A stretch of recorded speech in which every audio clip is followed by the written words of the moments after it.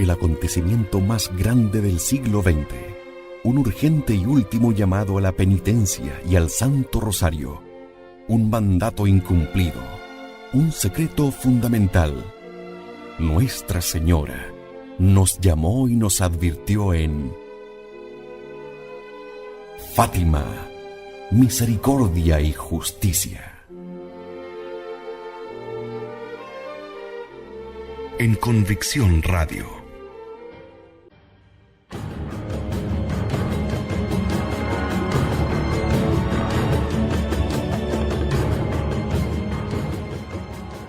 Sin lugar a dudas, Fátima es el acontecimiento más grande del siglo XX. Y en el siglo XXI sus efectos se dejarán sentir sin lugar a dudas. Sus enseñanzas se mantienen vigentes y, lo más grave, la consagración de Rusia al corazón inmaculado de María aún está pendiente. Es lo que nos hemos propuesto trabajar en este programa Fátima, Misericordia y Justicia. En este capítulo, el triunfo del corazón inmaculado de María. ¿Se ha producido ya la conversión de Rusia?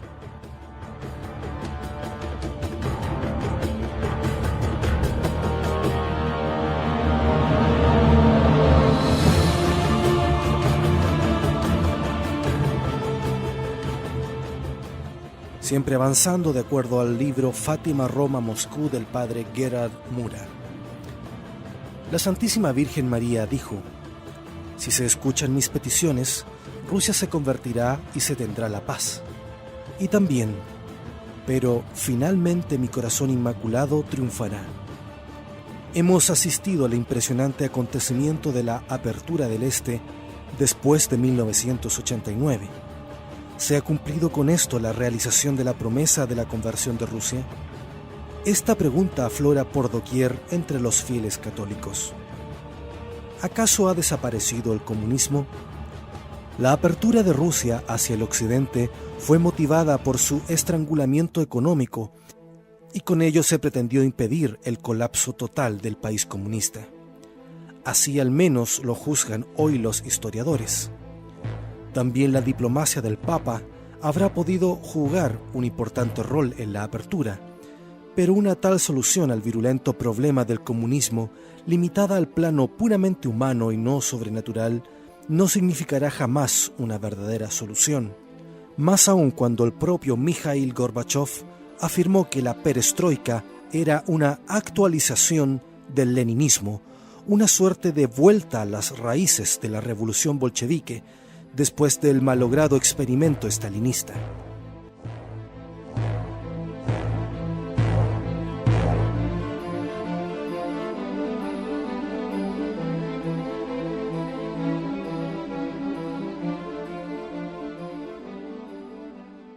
Este trasfondo explica bien por qué en Rusia no ha habido una verdadera conversión religiosa, sino un mero vuelco político con un tibio acercamiento al liberalismo económico y a ciertos principios democráticos, lo cual no descarta en ningún caso la continuidad de un proceso de revolución comunista. A lo más sería un cambio en el modelo de aplicación, en particular en el modelo económico. El problema del comunismo en sí, sin embargo, nunca ha sido abordado. Los historiadores oficiales no se han atrevido, sino hasta hace poco, a exponer en una obra la historia mundial de los crímenes cometidos bajo el régimen comunista.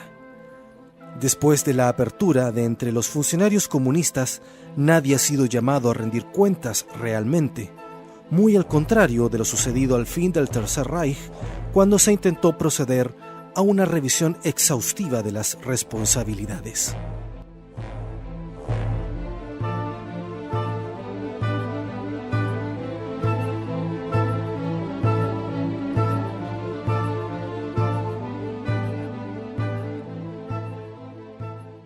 El comunismo, en esencia, no es una doctrina económica. Una tal doctrina tan poco exitosa y evidentemente fracasada en lo económico no podría entusiasmar a nadie. El comunismo es más bien un intento de establecer en la sociedad un paraíso material, sin Dios, lo que el Estado postula lograr aliviando a los individuos en gran parte de sus libres decisiones. Este sistema de gobierno es un materialismo y un ateísmo social que eleva en cierta medida lo colectivo al nivel de autoridad divina. El comunismo promete al hombre una verdadera salvación, una redención, una liberación, una solución para todos sus interrogantes. Y esto es lo que le permite tener tanto éxito en un tiempo desprovisto de espíritu religioso. A partir de los trabajos de la Escuela Crítica de Frankfurt, ha evolucionado efectivamente hasta un deconstruccionismo estructuralista, el cual busca reavivar la dialéctica perdida y reavivando la revolución, esto es, el proceso de liberación por el asalto a la cultura y procediendo a la deconstrucción de todos los valores de Occidente. Así pues, Pío XI, después de haber explicado el error comunista, levantaba la voz exclamando: «He aquí el nuevo presunto evangelio que el comunismo bolchevique y ateo anuncia a la humanidad como un mensaje de salud y redención. Un sistema lleno de errores y sofismas que contradicen la razón y la revelación divina, subversivo del orden social y moral porque equivale a la destrucción de sus bases fundamentales, desconocedor del verdadero origen de la naturaleza y del fin del Estado, negador de los derechos de la persona humana, de su dignidad y libertad». Esta declaración vale tanto para el comunismo bolchevique de aquellos años como para el comunismo del siglo XXI.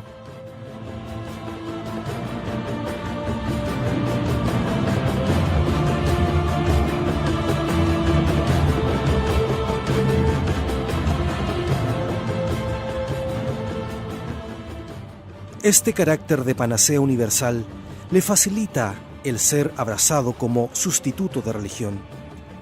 Por ser materialista, el comunismo reduce al hombre en la sociedad en gran parte a sus necesidades corporales, especialmente sexuales hoy en día. Por eso se atribuye al trabajo la máxima valía. En la sociedad comunista, la persona no se considera como un ser individual y espiritual. Por el contrario, el ser humano es degradado al ser considerado mera pieza del engranaje social. El colectivo o Estado lo es todo. Más aún, también cada Estado debe tender a la larga a integrarse en la uniformidad internacional de una sociedad mundial. Este colectivismo global al que aspira la revolución mundial está en la esencia del comunismo. Esto es también lo que, en el proceso histórico de su aplicación, hace que el comunismo sea tan extremadamente adaptable. Puede comportarse durante un prolongado periodo, según admiten sus propios secuaces, como amante de la paz, sin que por esto los verdaderos líderes pierdan de vista el objetivo final de esta ideología. Es claro y ha sido corroborado 1000 veces que el fin del comunismo siempre fue global: la revolución mundial.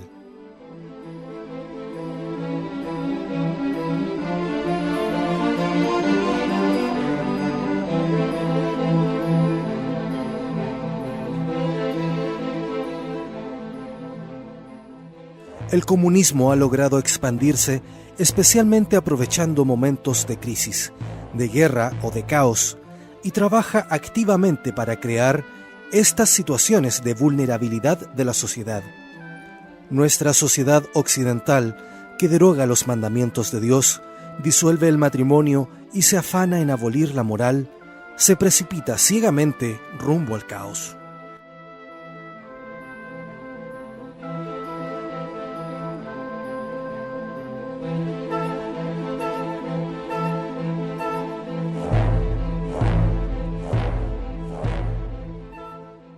Es lícito trazar un paralelo entre la gestación del comunismo y la del liberalismo. En la génesis del liberalismo durante la Revolución Francesa, bajo el lema de libertad, igualdad, fraternidad, se masacró a miles y miles de personas. El liberalismo en su primera etapa, entonces, ha sido extremadamente violento y muy sanguinario. Solo a partir de Napoleón se liman sus asperezas. Al frenar su violencia revolucionaria, el principio del liberalismo se consolida de tal manera que, una vez llegado a ser exportable, sirve de modelo en la formación de la base constitucional de la sociedad de los demás estados modernos. Ahora bien, lo que sucede actualmente y lo que vivimos desde la apertura de la cortina de hierro, ¿será un proceso semejante? Ha pasado ahora el comunismo, al igual que el liberalismo, de una primera etapa de sangrienta violencia a una etapa de moderación, para así expandir sus ideas como principios de una nueva sociedad y de una nueva cultura. Es lo que se podría pensar al observar cómo Europa se ha vuelto socialista, cómo avanza la ola de globalización y de internacionalismo y cómo aumenta la vigilancia y el control de las personas. Ante la crisis de la Iglesia, existe el grave riesgo de que el vacío que se ha producido en las almas por la pérdida de la fe y de los valores cristianos deje espacio para una falsa doctrina de salvación que podría encontrarse en un moderado socialismo de tinte comunista y aditamentos espiritualistas de corte New Age. A pesar del aparente apaciguamiento del comunismo en Europa, hoz y martillo siguen siendo agresivos en otras partes del mundo.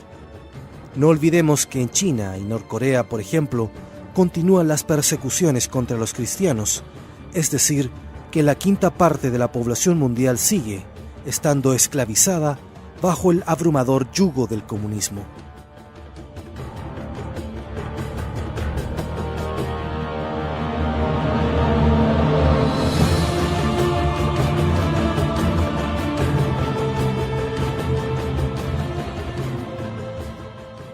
¿Y Rusia está convertida? Si estuviese convertida, debería haber sobrevenido un tiempo de paz en el mundo. Rusia será consagrada y se convertirá, y un tiempo de paz será dado al mundo. En esta paz ciertamente estaría incluida la paz política. ¿Ha acontecido así desde 1990? Claramente no. Y son millones de muertos en distintos conflictos, en muchos de los cuales el comunismo tiene directa incidencia. Frente a este panorama, ¿cómo considerar ya realizada la gran paz anunciada por Nuestra Señora de Fátima? La apertura del Este, entonces, no pudo ser la gran victoria prometida por la Madre de Dios, la cual le procurará sublime gloria ante toda la humanidad. Tampoco el mismo Papa Juan Pablo II lo cree realmente así. Después de haber hablado sobre Fátima y la promesa de la conversión de Rusia, en el texto papal, en vez de conversión se habla solamente de una vuelta. Respecto de su aparente cumplimiento dijo, comillas, sería demasiado fácil decir que la divina providencia hizo caer al comunismo. El comunismo como sistema en cierto sentido se derrumbó solo. Se derrumbó como consecuencia de sus propios errores y abusos. Sin embargo, se derrumbó solo a través de sus propias e inherentes debilidades. Si entonces ni siquiera el Santo Padre atribuye el desplome del comunismo a la Santísima Virgen María, ¿cómo se puede esperar que el mundo se lo reconozca y le rinda el honor correspondiente?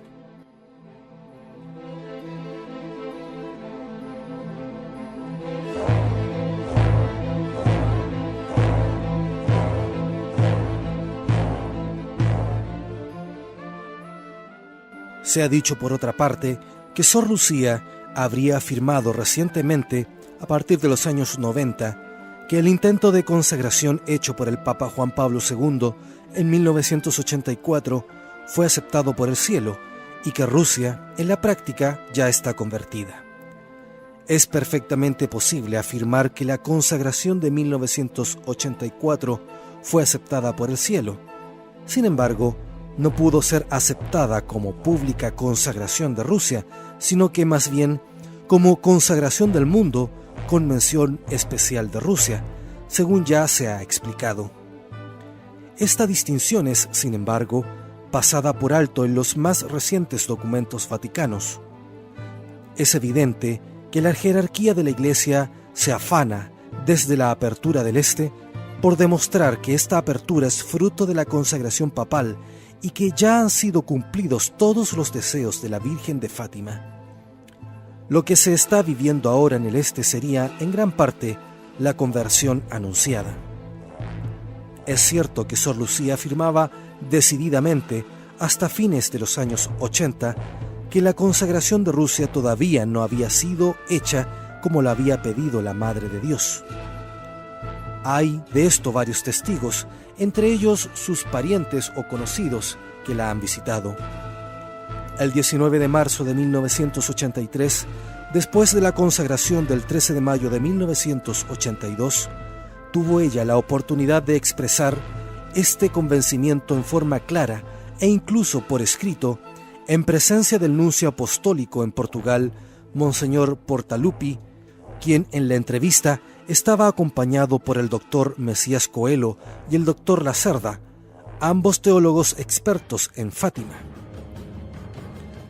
Cabe de señalar que a Sor Lucía no le estaba permitido hablar con cualquier persona, por lo que el nuncio debía estar presente durante la conversación con los dos teólogos. Dijo también en esta ocasión que hasta ese momento no había podido dar a conocer su convencimiento acerca de la no validez de la consagración porque no tenía la autorización de la Santa Sede para ello.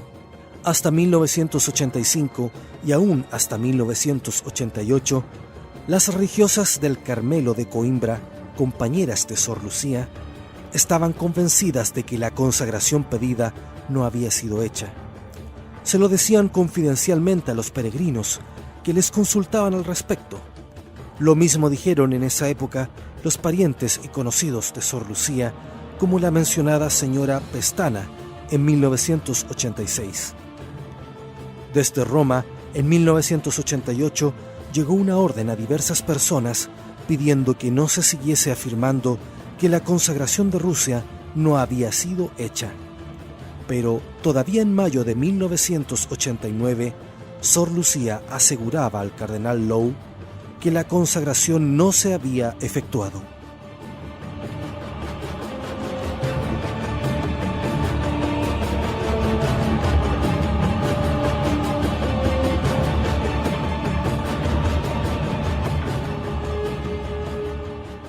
Poco después de esta orden proveniente de Roma, una gran parte de los peritos estudiosos de Fátima cambió de opinión, encabezados por el obispo Monseñor Amaral, el padre Luis Condor, el padre Fox, el padre Mesías Coelho y Antonio María Martins. Luego de esto, aparecieron en circulación 5 cartas mecanografiadas con la firma de Sor Lucía. Sor Lucía Salvo en este caso siempre escribió a mano, en las que se afirma que la consagración de Rusia ya fue realizada. El contenido de las cartas, sin embargo, era tan falso y confuso que la falsificación se detectó muy pronto. Dice, por ejemplo, la consagración del mundo tal como Nuestra Señora la pidió, pero la Virgen María no pidió en Fátima la consagración del mundo, sino la de Rusia. El 11 de octubre se hizo otra entrevista a Sor Lucía, la cual fue publicada por el periodista Carlos Evaristo. Esta publicación afirma nuevamente que la consagración fue hecha. Sin embargo, el padre Pacheco, que estuvo presente en la entrevista, escribe al respecto, comillas, como yo fui el traductor oficial de este encuentro, el cual duró aproximadamente 2 horas, afirmo categóricamente que el librito con el título 2 horas con la hermana Lucía, que fue publicado por Evaristo, contiene mentiras y verdades a medias y por lo tanto no debe ser creído. Al recibir por primera vez una copia en enero de 1993, contacté inmediatamente a Evaristo y le pedí personalmente que no publicara el librito debido a las grandes mentiras contenidas en él. Sin embargo, en la primavera del año 2000, el obispo de Leiria, Fátima, dio una entrevista en la televisión portuguesa junto a Sor Lucía, en la cual la vidente de Fátima aparece nuevamente afirmando, según se dijo, que la consagración había sido hecha. ¿Cómo entender esto? ¿Habrá actuado aquí Sor Lucía como tal vez en otra ocasión, movida por una mal entendida obediencia? El obispo sostuvo al citar a San Agustín El que obedece no puede equivocarse nunca, a lo que Sor Lucía respondió afirmativamente en forma muy decidida. Hay que suponer en todo esto una fuerte presión moral de la autoridad vaticana sobre la religiosa. Parece también que se trató de manejar con falsas informaciones a las hermanas enclaustradas del Carmelo. De ahí que Sor Lucía afirmara públicamente, según la entrevista con Carlos Evaristo, que Gorbachov se había arrodillado frente al Papa y le había pedido perdón, lo que fue después desmentido por el mismo Vaticano.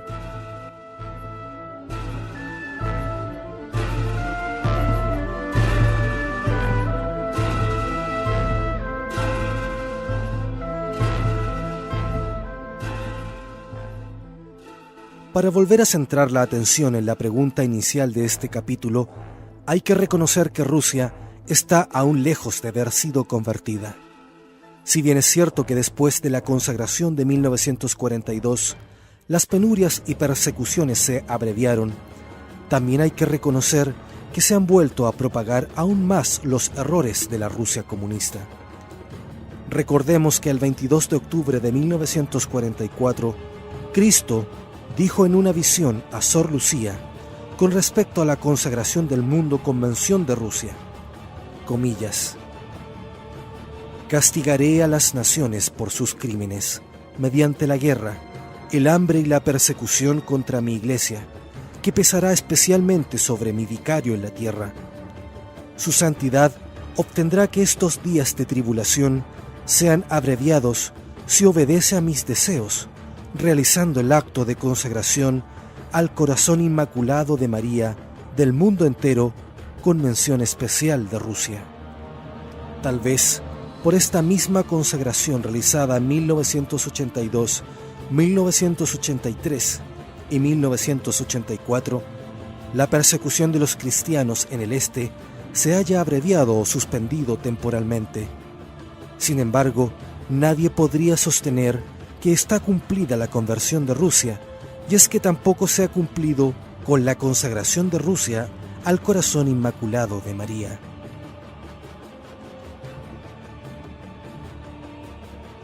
Esta reflexión sobre la abreviación de los días de sufrimiento y de persecución se ve apoyada en un hecho más.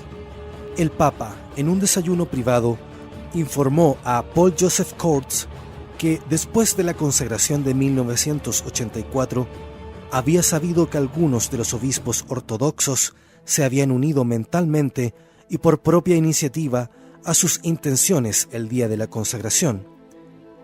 Se ve con esto lo que sin duda constituye un milagro moral. ¿Cuántas gracias más podrían recibirse al cumplir con la consagración tal como la Santísima Virgen María la pidió? En su último intento de consagración, el 25 de marzo de 1984, el Papa Juan Pablo II agregó una pequeña modificación en el texto de la consagración del mundo al corazón inmaculado de María, lo que deja entrever que el Santo Padre estaba consciente de no haber todavía cumplido con las exigencias del cielo en forma completa. Después de haber proferido las palabras centrales del acto de ofrecimiento y consagración, comillas, de modo especial, confiamos y consagramos a aquellos hombres y aquellas naciones que tienen necesidad particular de esta entrega y de esta consagración. Intercaló espontáneamente la siguiente frase en el texto de la consagración, comillas, Madre de la Iglesia, ilumina al pueblo de Dios en los caminos de la fe, de la esperanza y de la caridad.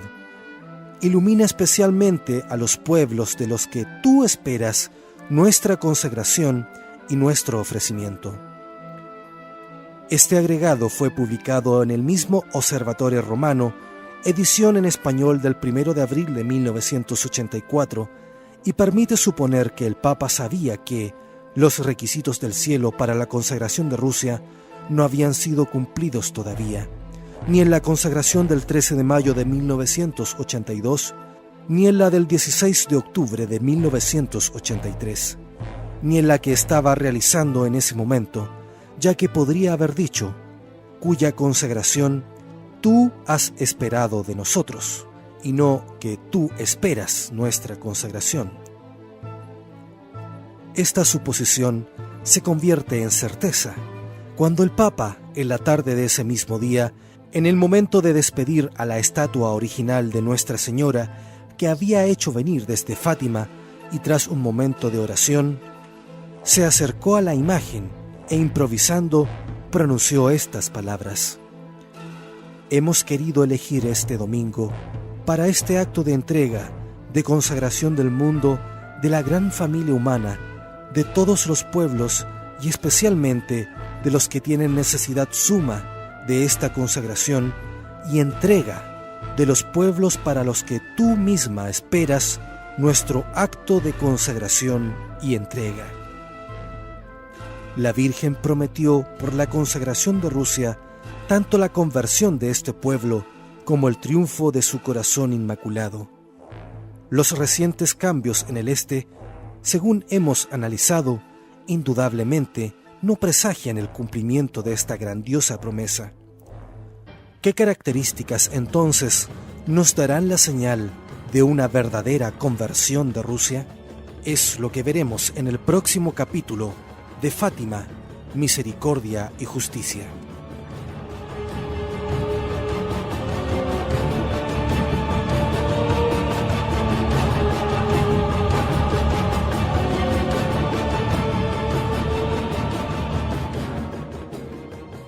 Como siempre, el llamado a la consagración de nuestros hogares, nuestras familias, nuestras parroquias e instituciones al Inmaculado Corazón de María, como anticipación y como ayuda para que el Santo Padre cumpla de una vez con el pedido del cielo.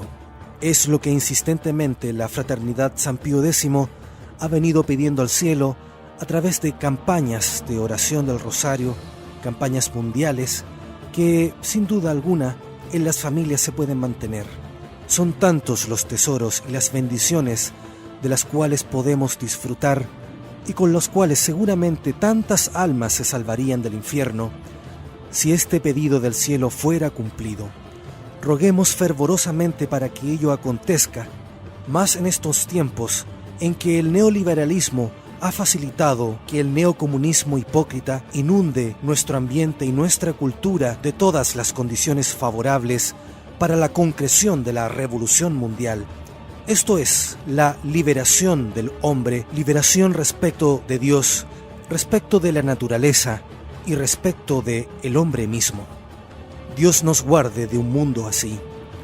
Muchas gracias por la audición y que la Santísima Virgen María reine en nuestras vidas y en nuestros hogares.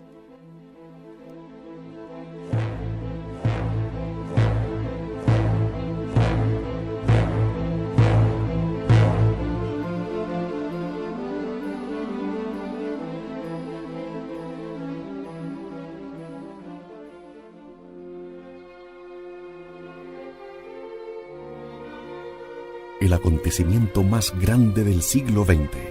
Un urgente y último llamado a la penitencia y al Santo Rosario. Un mandato incumplido. Un secreto fundamental. Nuestra Señora nos llamó y nos advirtió en Fátima, Misericordia y Justicia. En Convicción Radio.